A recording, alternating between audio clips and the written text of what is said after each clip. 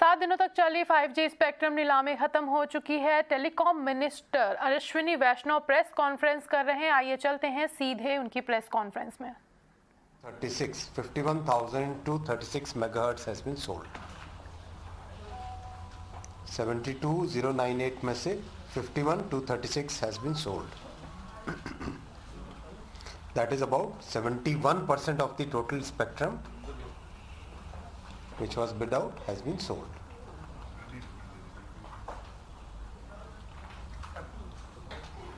The operator wise quantum, I'll go alphabetically.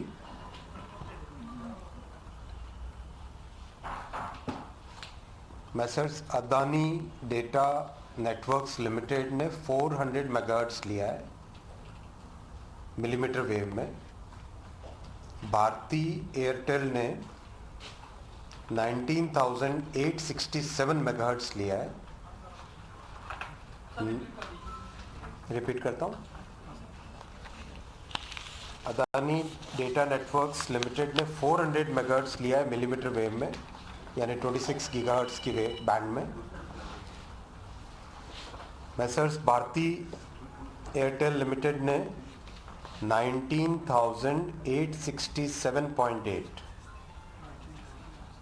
19867 इन्होंने 900 megahertz में लिया है, 1800 मेगाहर्ट्ज में लिया है, 2100 मेगाहर्ट्ज में लिया है।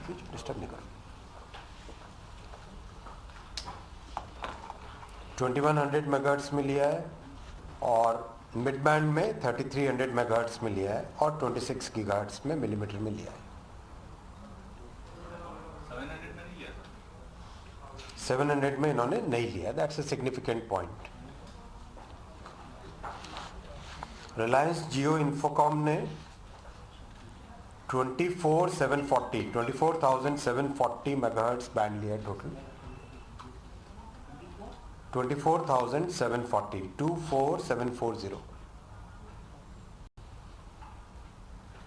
इन्होंने 700 मेगाहर्ट्ज में लिया है, 800 में लिया है,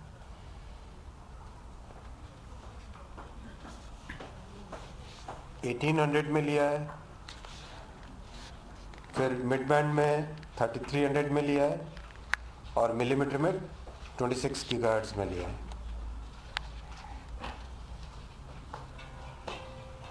Vodafone idea limited, Messrs Vodafone idea limited ने लिया है 6228 मेगाहर्ट्ज। इन्होंने 1800 में लिया है, 2100 में लिया है, 2500 में लिया है, मिड बैंड 3300 में लिया है और मिलीमीटर 26 में लिया है।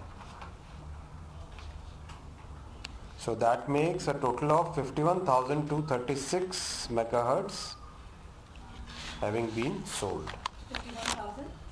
51,236 megahertz out of the 72,098 which was auctioned. I'll come to a financial number now. Total amounts payable by each of these bidders is, I'll again go alphabetically. Adani Data Networks 212 crore,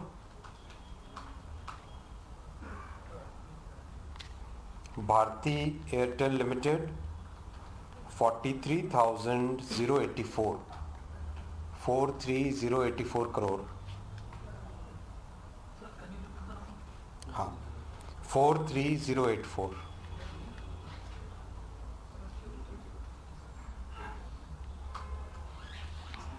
Reliance Jio Infocom Limited 88,078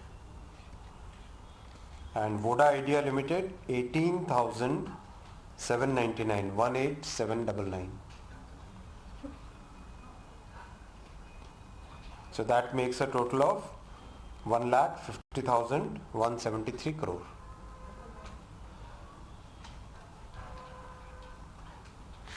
If you compute the expected annual installment, it is 13,365 for all together. Total annual installment to be paid 13,365 crore. So sir, it means this is the upfront that Payment. the first year you will get. Correct. This is the minimum upfront. 13,365 crore. Correct. It's like first installment. First installment. Now Sir, 13,000 कितना होता है ना? 13,365, 13,365 crore. So इस बार तो 10% नहीं है. Right. Now the interest rate in the computation of annual installment is 7.2%. So those firms which have a lesser cost of capital might like to pay more upfront. But we don't know. They will indicate when they decide their business plan. I'll come to a more qualitative analysis now. These were the basic numbers. I'll go band by band, right? 600 megahertz, this was offered for the first time.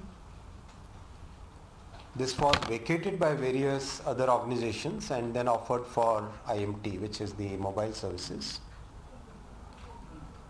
600 megahertz का बहुत ज़्यादा use नहीं होता है क्योंकि इसका अभी ecosystem develop नहीं हुआ है मोबाइल टेलीफोनी में.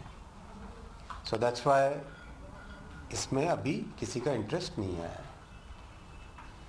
इसका इकोसिस्टम ग्लोबली इक्विपमेंट हैंडसेट्स इसका अभी तक डेवलप हुआ नहीं है proper. But this will become a good potential may be 4 or 5 years down the line, 3 years down the line. This will also have a good potential.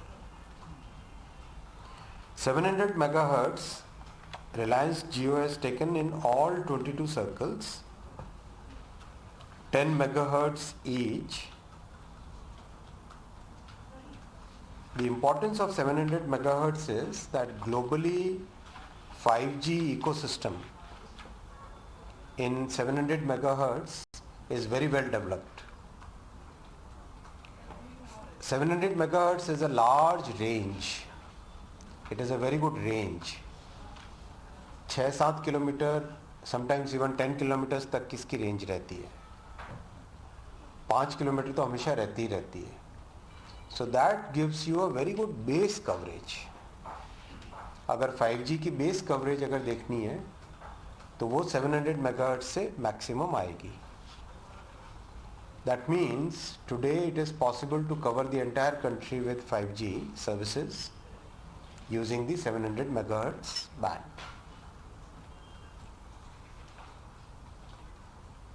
इसमें cell size large होती है because it's a lower frequency. 700 megahertz lower frequency है, higher wavelength है, so that's why इसमें cell size काफ़ी ठीक ठाक size की होती है. सो इंफ्रास्ट्रक्चर कम लगता है. एक टावर में आप ज़्यादा कवरेज कर सकते हो.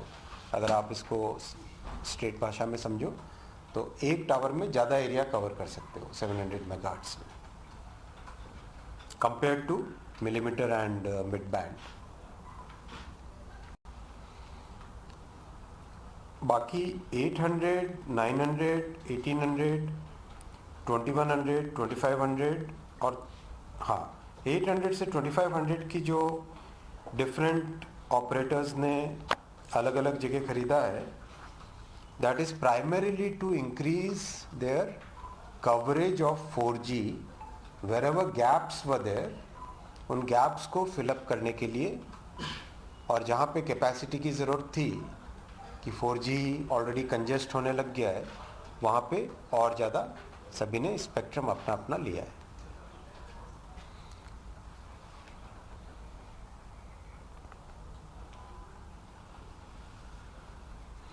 $3,300 जो कि 5G का सिग्निफिकेंट हायर कैपेसिटी देगा.